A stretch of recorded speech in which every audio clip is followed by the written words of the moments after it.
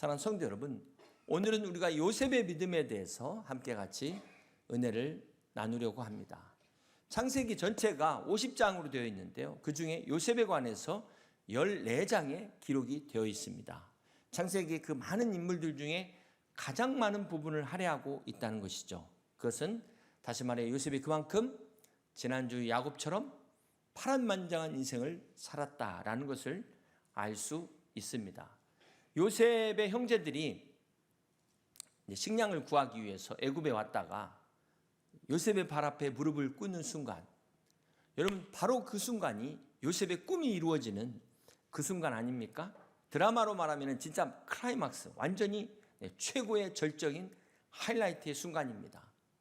그런데 성경은 이 장면을 창세기 42장부터 45장까지 4장에 걸쳐서 소개하고 있습니다. 아마 단일 사건으로는 가장 많은 분량을 차지하고 있는데 왜 이토록 이 사건을 이렇게까지 장황하게 소개하고 있을까요? 자, 거기에는 바로 그 이면에는 요셉의 용서가 결코 쉬운 용서가 아니었다. 그렇게 단순한 문제가 아니라는 것을 우리에게 보여주고 있다는 사실입니다. 자, 요셉은 사실 형제들을 바로 용서하지 않았습니다. 우리가 창세기 42장과 45장의 이 내용을 보면 요셉이 형들을 테스트하잖아요. 자, 이런 일련의 사건들이 진행이 되고 있는데요.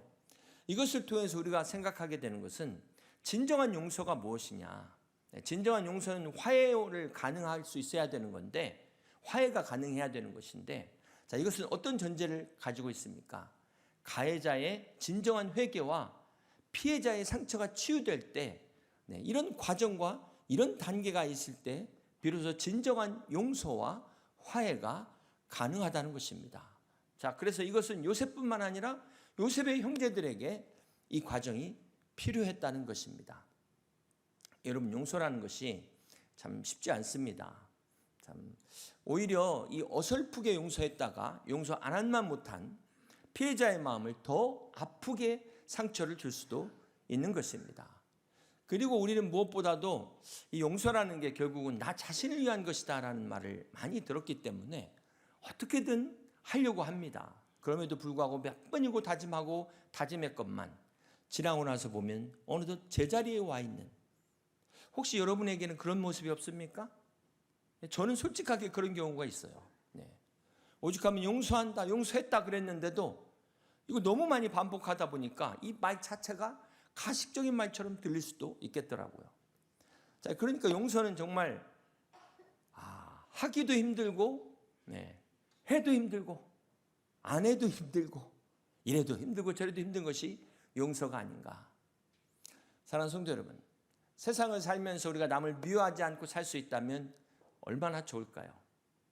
우리가 세상에서 남으로부터 미움받지 않는다면, 미움받지 않고 살 수 있다면 얼마나 좋을까요? 그런데 현실은 그렇지 못합니다. 세상에 사랑이 있는 만큼 증오도 있습니다. 은혜가 넘치는 만큼 배신도 있습니다. 우리가 아무리 남을 미워하지 않으려고 해도 남이 나를 미워하는 것을 막을 수가 없다는 것입니다. 내가 아무리 남을 배신하지 않으려고 노력해도 상대방이 나를 배신하는 것까지 어떻게 우리가 할 수 없는 것이 바로 세상입니다. 이런 세상에 살면서 우리가 용서라는 것, 이것은 선택의 문제가 아니라는 것입니다. 그럼에도 불구하고 오늘 본문에 이 요셉과 유다는 하나님의 축복을 받았습니다. 그러나 이들이 이 하나님의 복을 받은 이유가 무엇인가? 그들은 이 용서의 문제를 해결했다는 것입니다. 우리가 이 용서, 하나님의 복을 받기를 원한다면 반드시 넘어야 될 문제라는 것입니다. 덮어놔서는 안 된다는 것입니다. 여러분, 우리가 용서를 못해도 예수님을 믿으면 구원받을 수 있습니까? 없습니까? 믿음으로 가는 거기 때문에 구원받을 수가 있어요. 그러나 사실 축복이라는 것은 상급의 문제입니다. 그것은 여러분의 순종과 직결된 것입니다. 축복은 순종과 직결된 것이다. 그러므로 우리가 진짜 하나님의 축복을 받기 원한다면 여러분의 그 용서의 문제를 반드시 짚고 넘어가셔야 되는 것입니다. 해결하셔야만 되는 것입니다. 이 시간 성령님께서 여러분의 마음을 만져주셔서 여러분 마음의 그 용서, 주님의 사랑으로 용서하실 수 있는 그런 사랑이 가득 차시기를, 넘치시기를 우리 주님의 이름으로 축원합니다. 창세기 50장 17절 말씀 같이 한번 보겠습니다. 너희는 이같이 요셉에게 이르라. 내 형들이 내게 악을 행하였을지라도 이제 바라건대 그들의 허물과 죄를 용서하라 하셨나니 당신 아버지의 하나님의 종들인 우리 죄를 이제 용서하소서 하며 요셉이 그들이 그에게 하는 말을 들을 때 울었더라. 성경에 등장하는 인물 중에 가장 많이 운 사람이 누굴까요? 네, 요셉입니다. 이 성경에 요셉이 울었다는 말만 8번이 나오는데요. 주보에 다 기록을 해놨습니다. 자, 아버지 야곱이 죽고 난 후에 요셉의 형제들이 두려워했어요. 요셉이 혹시나 이제 아버지가 없으니까 복수하지 않을까. 자, 이미 요셉은 그 이전에 다 용서를 했습니다. 그런데도 요셉의 형들은 여전히 불안해한 거예요. 여전히. 이것이 무엇을 말할까요? 자, 죄는 용서받아도 죄의 결과, 죄의 고통은 없어지지 않는다는 것입니다. 어쩌면 끝까지 갈 수도 있다는 것입니다. 이렇게 아버지 야곱이 죽은 후에 형들은 요셉의 복수가 두려워서 다시 또 용서를 구한 것이 오늘 우리가 함께 읽은 본문입니다. 이때 요셉이 울었더라 그랬어요. 울었더라.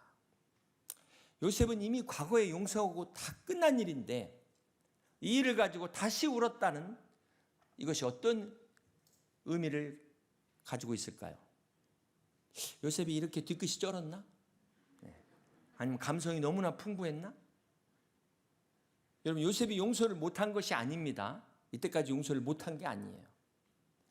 요셉은 형들을 용서했지만 지난 날을 회상해 보니까 너무 기가 막힌 거죠. 그 억울함과 말로 다 할 수 없는 가슴에 응어리는 지워지지 않은 한으로 남아 있었다는 것입니다. 자, 두 번째로 우리가 요셉하면 빼놓을 수 없는 것이 꿈입니다. 꿈. 요셉의 꿈. 자, 근데 중요한 것은 요셉이 이 꿈을 이루기 위해서 사실은 그의 인생은 떠나는 삶의 연속이었다라는 사실입니다. 히브리서 11장 22절은 요셉의 그 생애를 한 문장으로 이렇게 요약하고 있습니다. 함께 읽습니다. 믿음으로 요셉은 임종시에 이스라엘 자손들이 떠날 것을 말하고 또 자기 뼈를 위하여 영하였으며. 저 뒤에 신약의 히브리서 기자는 이 구약의 요셉의 인생을 한마디로 떠남의 인생이다라고 이야기를 하고 있는 것입니다. 자, 요셉은 아버지 야곱이 외삼촌 라반으로부터 도망할 때, 야반 도주할 때 그의 나이가 6살밖에 안 됐어요. 어린 나이에 자기가 태어난 곳을 그것도 한밤중에 떠나야 했습니다. 그가 그 떠나는 과정에서 사랑하는 어머니 라헬을 진짜 떠나보내야 하는 어머니의 죽음을 맞이하는 상처를 또 받게 됩니다. 그런 요셉이 아버지의 사랑을 독차지하기는 했지만 17살에 한참 그 청소년 시기에 형들의 시기로 가족과 생리별하는, 가족을 떠나고 고향을 떠나 애굽에 팔려가는 그런 신세가 됐다는 것입니다.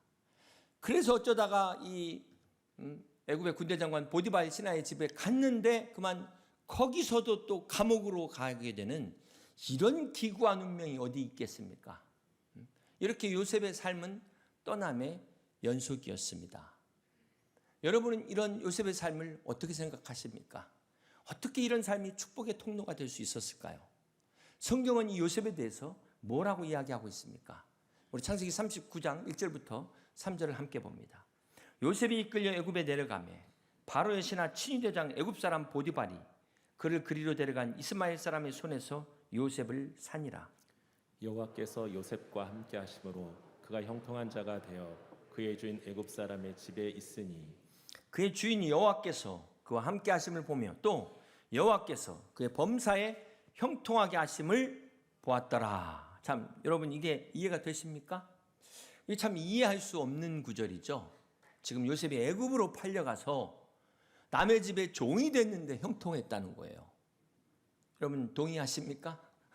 채청하십니까? 가시면 이해하시기 바랍니다. 아니 게다가 여기서 누명을 썼는데 가지고 감옥을 갔는데 감옥 갔어요. 여러분 뭐라고 하시겠어요? 성경은 뭐라고 하고 있습니까? 창세기 39장 23절입니다. 간수장은 그의 손에 맡긴 것을 무엇이든지 살펴보지 아니하였으니 이는 여호와께서 요셉과 함께 하심이라. 여호와께서 그를 범사에 형통하게 하셨더라. 여러분, 만약에 이 요셉이 이쯤 되면 감옥에 들어갔다면은, 아니 하나님의 축복이 고작 이겁니까? 하나님이 함께 하시는데 이게 지금 말이나 되는 소리입니까? 충분히 따질 수 있는 거 아니겠어요? 그런데 요셉이 형통하였더라. 네. 참, 여기서 우리는 형통이 무엇이냐? 형통에 대한 정의를 다시 내려야 됩니다. 형통에 대한 정의. 형통이라는 것이 내 환경과 상황과 관계없이 무조건 승승장구하는 거, 이 만사 형통이 아니라 비록 감옥일지라도 하나님이 함께 하신다면 그것이 바로 형통이다. 이것이 바로 요셉의 삶을 통해서 우리에게 주는 교훈입니다. 그렇습니다. 지금 여러분 삶의 지금 상황은 비록 고난 가운데 있다 할지라도 주님이 함께 하시면 그것이 바로 형통인 것을 믿으시길 바랍니다. 찬송가에 내 주 예수 계신 곳이 그 어디나 하늘나라인 것처럼 주님과 함께라면, 여러분 이 함께라면 그 어떤 라면보다도 잊을 수 없는 이 라면, 주님과 함께 라면으로 날마다 형통하실 수 있는, 이것이 진정한 형통임을 깨닫는 여러분 되시길 주님의 이름으로 축복합니다. 사랑하는 성도 여러분, 오늘 우리가 요셉의 생애에서 꿈을 이루게 된 요셉이 중요한 두 가지 사건을 우리가 살펴보기를 원합니다. 이 첫 번째가 39장이죠. 창세기 39장인데요. 요셉이 고향을 떠나서 보디발 집에 이제 노예로 팔려와서 그럼에도 불구하고 성실하게 일을 합니다. 불평하지 않고. 그래서 인정받아가지고 그 가정에 그 일을 다 맡게 되는 가정 총무로 이제 임명을 받는데요. 생각지 않던 어려움이 찾아온 거예요. 바로 보디발의 아내가 유혹을 한 것입니다. 자, 우리 신앙인에게 있어서는 고난과 유혹 중에 어떤 게 더 위험할까요? 여러분, 고난은 물론 힘들죠. 그렇지만 고난은 정신을 번쩍 차리게 합니다. 그래서 갑자기 안 나오던 분이 새벽기도도 나오게 만들고 금요기도도 하게 만드는 유익함이 있습니다. 그런데 이 유혹은 진짜 무서운 거예요. 아이 뭐 남들 다 하는데 뭐 이거 한 번쯤이야, 딱 한 번이야. 그러면서 이 유혹대로 가면은 그냥 넘어가면 출세할 수 있는데 그 바람에 이 유혹이 넘어지는 사람들이 너무 많다는 거예요. 남들 하는 것처럼 눈 감고 가면 출세가 보장되는데, 그런데 요셉은 어떻게 합니까? 과감하게 그 자리를 떠납니다. 정말 거절하기 힘든 그 유혹의 자리를 떠납니다. 유혹의 생애에 있어서의 떠남의 가장 중요한 떠남을 말한다면 바로 이 죄로부터의 떠남. 이것이 진짜 떠나는 것입니다. 진짜 떠나야 될 걸 떠나야 되고 떠나지 말아야 될 게 있는데 이걸 잘 분별하셔야 돼요. 요셉의 생애의 첫 번째 사건, 죄로부터의 떠남입니다. 그리고 요셉이 축복받은 두 번째 비결은 창세기 45장에 보면은 이제 애굽의 총리가 된 요셉에게 형들이 찾아오잖아요. 식량을 얻기 위해서. 형들 앞에서 딱 무릎을 꿇었을 때 드디어 복수할 타이밍이 된 거 아닙니까? 자, 이때 요셉이 뭐라고 이야기합니까? 창세기 45장 4절과 5절을 함께 같이 봅니다. 요셉이 형들에게 이르되 내게로 가까이 오소서. 그들이 가까이 가니 이르되 나는 당신들의 아우 요셉이니 당신들이 애굽의 판자라. 당신들이 나를 이곳에 팔았다고 해서 근심하지 마소서, 한탄하지 마소서. 하나님이 생명을 구원하시려고 나를 당신들보다 먼저 보내셨나이다. 요셉이 형들에게 이르되 내게로 가까이 오소서. 원수는 외나무 다리에서 만난 것입니다. 그래서 때는 이때라고 옛날의 상처를 되씹으면서 얼마든지 복수의 칼을 들일 수 있는 이때 요셉은 당신들이 나를 이곳에 팔았다고 해서 근심하지 마소서, 한탄하지 마소서. 어떻게 이럴 수 있을까요? 여러분 드라마에서는 나오지만 현실에서 이런 일이 어떻게 가능할 수 있을까요? 남일이라고 그렇게 쉽게 생각하지 마시고 요셉은 어려서부터 어머니를 잃었어요. 친혈육이라고는 아버지하고 친동생 베냐민 단둘밖에 없는데 17살 나이에 형제들이 팔아버려가지고 가족 간에 생이별하게 되는, 그러면서 정말 남의 집 종으로 감옥살이로 전전긍긍한 요셉이 어떻게 형들을 용서할 수 있었을까요? 그것은 바로 요셉이 두 번째 사건, 과거로부터 떠났기 때문이라는 것입니다. 정확히 말하면 과거의 상처로부터 떠났기 때문입니다. 요셉의 두 번째 사건은 이렇게 과거의 상처로부터 떠납니다. 그렇습니다. 오늘 우리도 마찬가지예요. 여러분, 실패하는 사람들의 공통점이 무엇입니까? 그들은 과거에 붙잡혀 있다는 것입니다. 물론 우리가 과거의 역사를 배워서 반면교사 삼아야 되죠.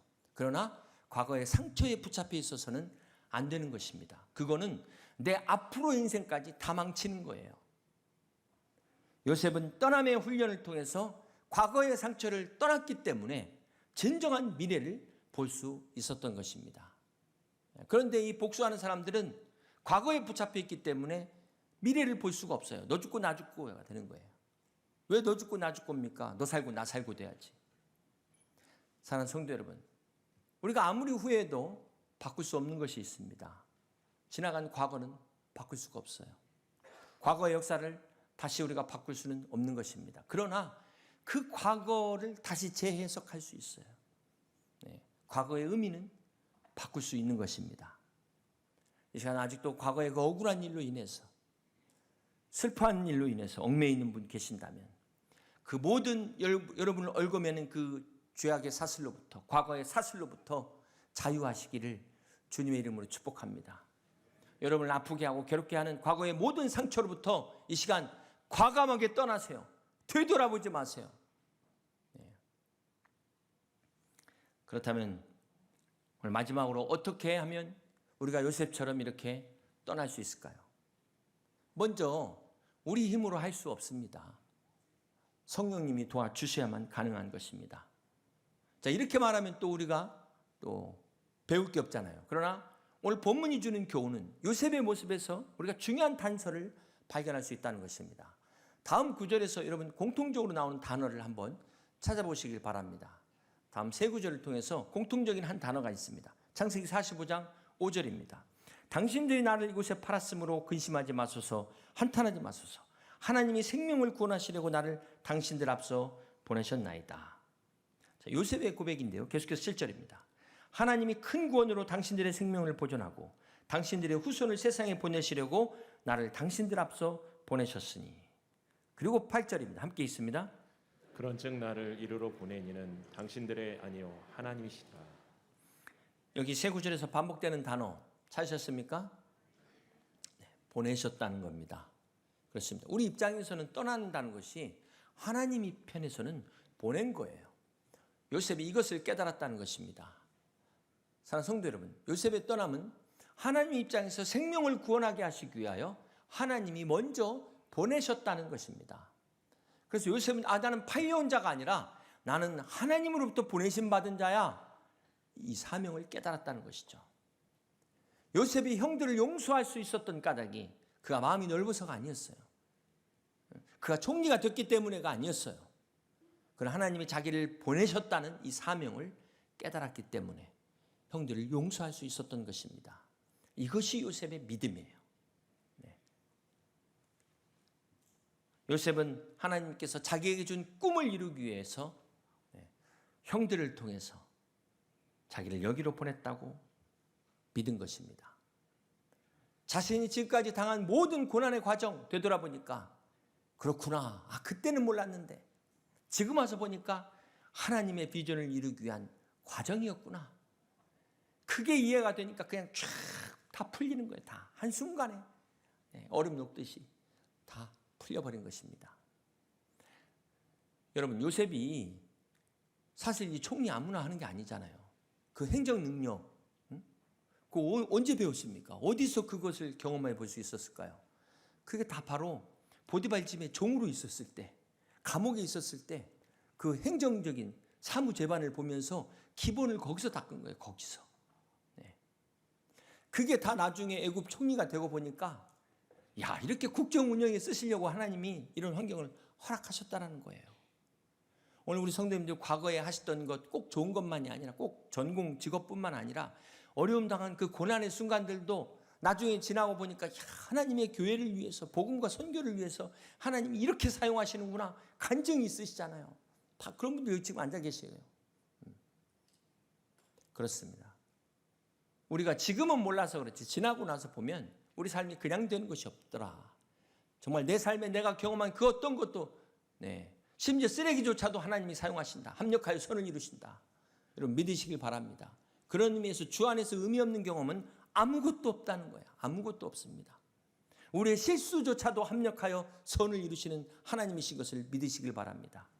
그러므로 사랑하는 성도 여러분, 지금 어려움 가운데 있다면 이 어려움을 통해서 하나님께서 여러분을 어떻게 인도하실지를 기대하고 기도하는 여러분 되시길 주님의 이름으로 축복합니다. 여러분의 그 고난 뒤에도 요셉처럼 반드시 생명을 구원하는 하나님의 섭리가 있음을 믿으시기를 바랍니다. 그러므로 불평과 원망의 눈으로 바라보지 마시고 믿음의 눈으로 하나님의 뜻을 찾을 수 있는 저와 여러분 되시길 주님의 이름으로 간절히 축원합니다. 마지막으로 요셉의 우리가 유언을 한번 살펴보기를 원하는데요. 창세기 50장 24절부터 26절까지 함께 봅니다.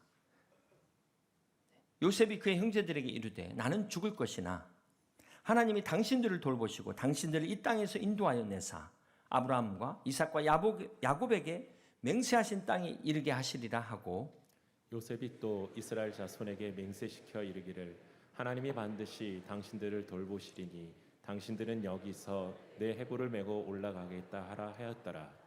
요셉이 110세의 죽음에 그들이 그의 몸에 향재료를 넣고 애굽에서 입관하였더라. 요셉이 마지막 임종시에 이렇게 유언을 했습니다. 그러면서 자기 후손들에게 자기가 이룩한 애굽의 영광 이것을 붙잡고 살지 말고 너희들은 하나님이 약속하신 약속의 땅을 바라보고 그때 떠나라.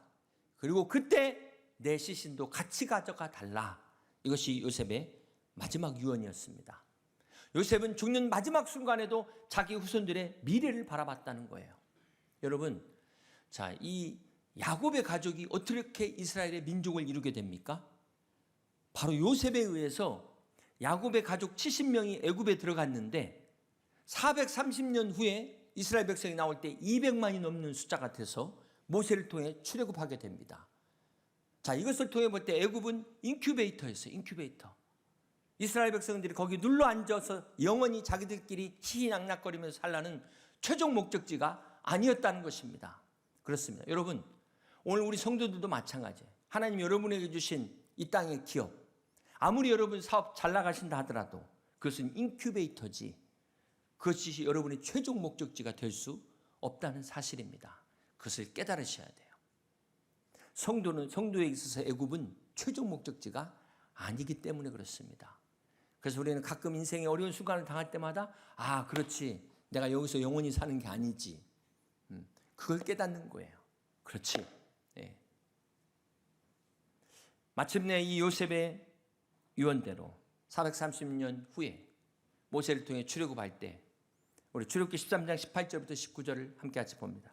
그러므로 하나님이 홍해의 광야길로 돌려 백성을 인도하시매 이스라엘 자손이 애굽 땅에서 대열을 지어 나올 때 모세가 요셉의 유고를 가지니 이는 요셉이 이스라엘 자손으로 단단히 맹세하게 하여 이르기를 하나님이 반드시 너희를 찾아오시리니 너희는 내 유고를 여기서 가지고 나아가라 하였음이더라. 아멘. 요셉의 믿음대로 야곱의 70명의 가족들이 요셉을 통하여 애굽에 들어가서 뻥 해가지고 440년 만에 200만의 민족을 이루어서 하나님의 축복 속에 약속의 땅 가나안으로 나아가게 하셨다는 것입니다. 사랑하는 성도 여러분, 이렇게 믿음의 사람 요셉을 통하여 하나님의 놀라운 역사를 이루셨어요. 요셉이 물질의 축복만 받은 것이 아니었다는 것입니다. 그러면서 마지막 순간까지 약속의 가나안을 사모하며 요셉이 살았던 것처럼 오늘 우리도 비록 몸은 이 땅에서 살고 있지만 우리도 요셉처럼 하나님 나라에 대한 영원한 소망을 가지고 믿음으로 끝까지 승리하는 우리 여의도 침략의 모든 성도들이 다 되시기를 주님의 이름으로 간절히 축원합니다.